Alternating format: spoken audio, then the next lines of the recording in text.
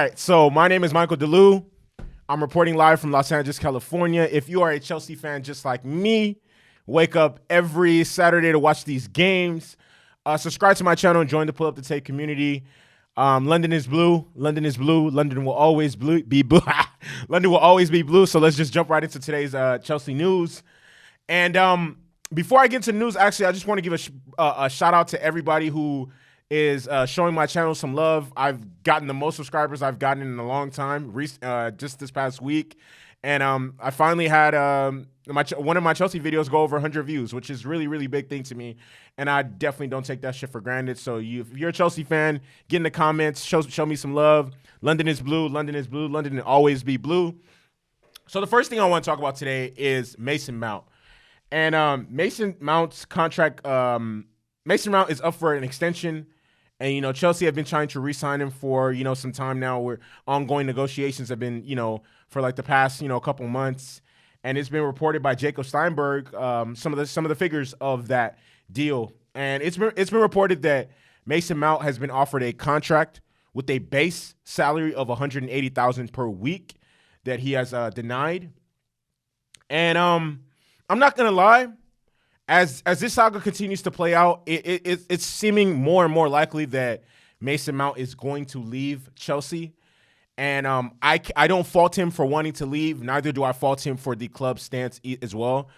Mason Mount, I'm not exactly sure if he wants more money or it's more so the length of the contract. Because, you know, I understand that it's probably not in Mason's best interest to sign a 6 or 7 year deal, considering how old he is or whatever the case may be. Because I'm pretty sure that'll run. I don't know exactly. I'm not sure if Mace is 20. I think Mace was born in 99.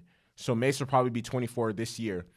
And that contract will probably run until he's like 30 or 31, or 29, 30 or 31, one of those two. And he probably wants to re-up on his deal when he's like 27 or 28. So I don't blame him for that. But I also don't blame the club for their approach either, because when Todd Boehly came in, one of the things that he said that he wanted to do is decrease the wage bill, but also increase the quality of play from our players and the output, and that's by offering incentivized contracts, which I am perfectly okay with, and I think that's smart.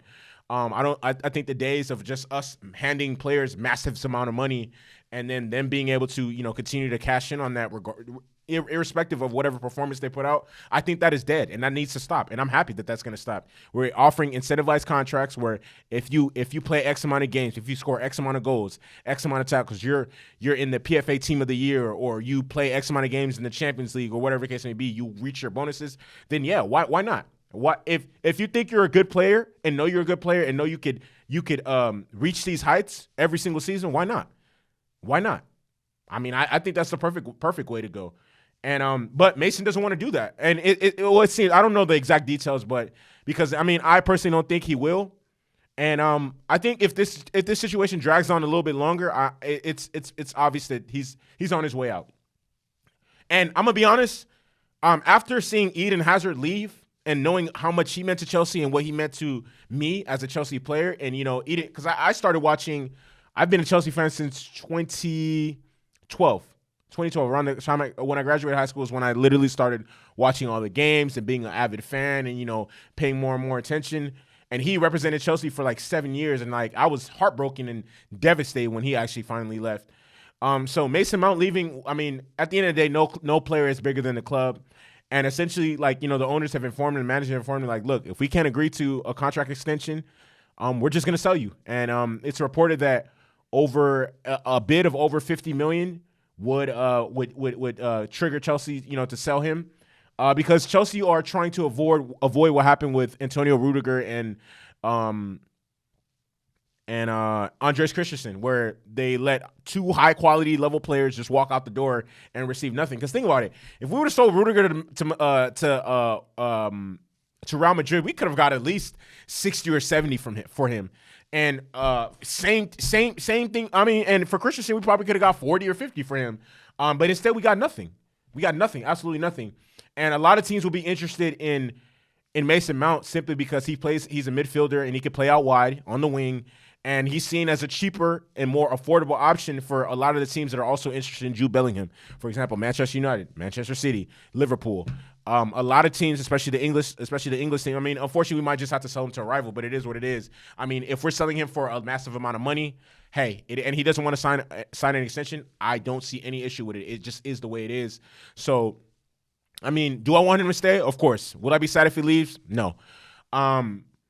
And that's honestly just the way it is. I mean, at the end of the day, a player is going to do what's best for him and his family and his future and his career, and he's entitled to do that. So, which I don't necessarily see an issue with. But if he is sold, Chelsea would look to reinvest him. But I personally think he shouldn't be sold for anything less than $65 million.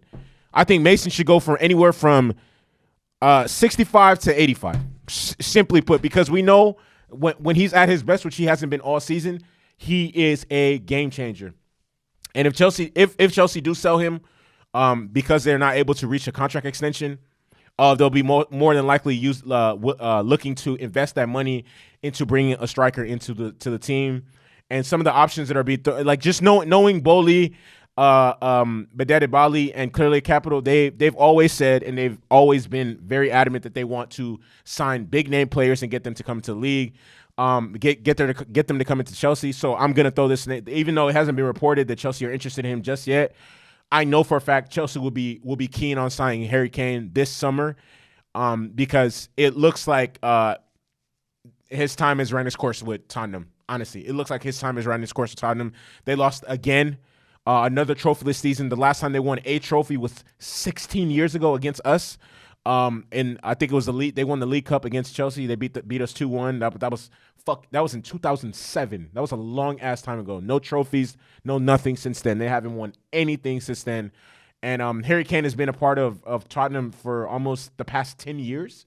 And I definitely think that at this point he's going to realize, and the funny thing is, he tried to leave Tottenham I'm not sure if he tried to leave Tottenham last season or the season before, but I remember, no, he tried to leave the 2020, was it? No, he tried to leave the 2021-2022 season because Manchester City were interested in signing him and they weren't able to pull it off. So then the next summer they signed Erling Haaland. So I see Chelsea being definitely interested in him. Will they be able to get it done? I'm not exactly too sure if Tottenham will be even willing to sell him to us, but I know for a fact he's out. I know for a fact he's going to try to push his way out of Tottenham this year. But I mean, I personally think he will probably try and stay within the Premier League. But when I think about it and look at the teams that need a center forward in the Premier League that actually could afford Harry Kane, probably Manchester United and Chelsea. I don't know. Maybe Arsenal has Gabriel Jesus. I don't know if they'd be willing to sign him. Manchester City has Erling Haaland. Who else? And I know he'll probably be keen on staying in the Premier League because he wants to break the all-time record for the league. I mean, he's not too far off. So I mean, I think we are going to duke it out with Manchester United for the next two options that I'm going to say for Harry Kane, and obviously next.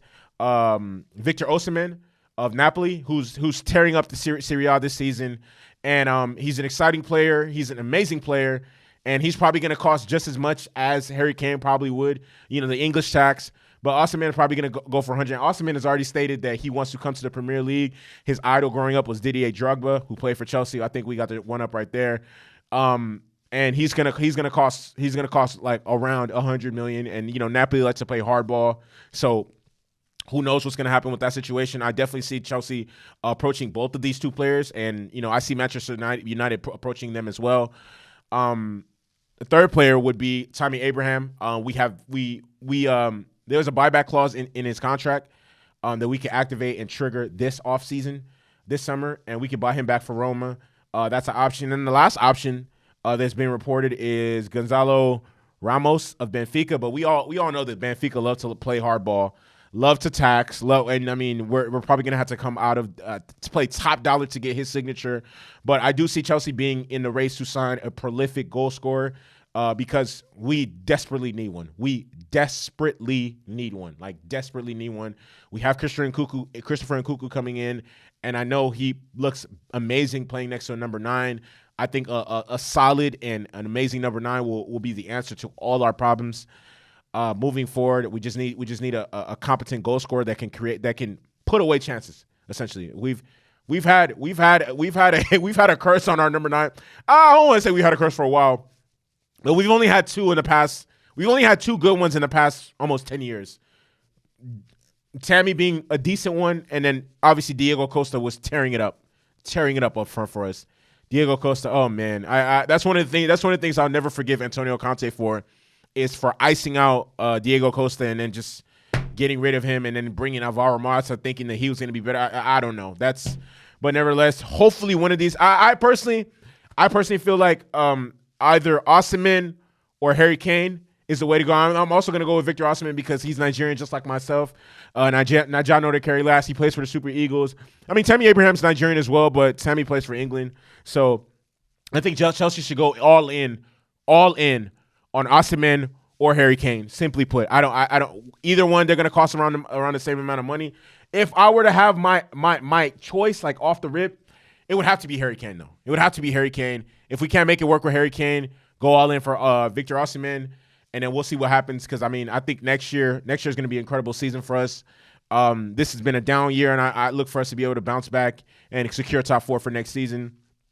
Last thing I want to talk about, another potential buy, another way we could reinvest the money that we're gonna make from offloading a lot of the players in our squad today, because obviously we do have an inferior squad, is Bruno Guimaraes.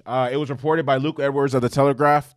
I mean, it's no secret that around the time we were interested in Enzo, we also inquired about Bruno Guimaraes in January, and it looks like we will be back in talks with Newcastle to try and purchase him again in the summer. And I know that he did release an interview and a video where he stated that he wants to be a part of Newcastle long-term and wants to be a part of the new revolution of the club and, be a pivotal part of their team for years to come. But, I mean, realistically, they've cooled out. They're no longer in the top 4 right now. If they don't make the top 4 this season, I'm not sure when they will. Arsenal will be strong next year. Manchester United will be strong next year. Manchester City will be strong next year. Liverpool will be strong next year. Chelsea will be back next year. I'm not exactly too sure how they will make – if all those teams that I just named, including Chelsea, are at full strength, I don't see a situation where Newcastle is able to make the top 4. It's just not realistic. And then if they don't make it this season, I don't see them making it next season or any of the seasons to come unless there's a significant drop-off with any of the teams that are perennial top 4 qualifiers every single year. And it just makes me wonder, well, how long is he going to be willing to give Newcastle the – wait at Newcastle if he doesn't get Champions League football? And if they don't get it this season, like I said, I don't see them getting it next season. If they don't get it next season, I don't know when they'll get it. I don't know when. I think this is their best chance to get Champions League football simply because Chelsea's having a down year. If they don't get it this year, they're not getting it anytime soon. And they can't really reinvest too much money into the squad because of FFP, because, I mean, Newcastle, up until now, even now, Newcastle's not a big club. So FFP also takes into consideration the revenue that a club generates. They don't generate a lot of money, so they can't be in the market splashing. Or even though they do have money, they can't be in the market splashing all this fucking money. That's FFP violations written all over it.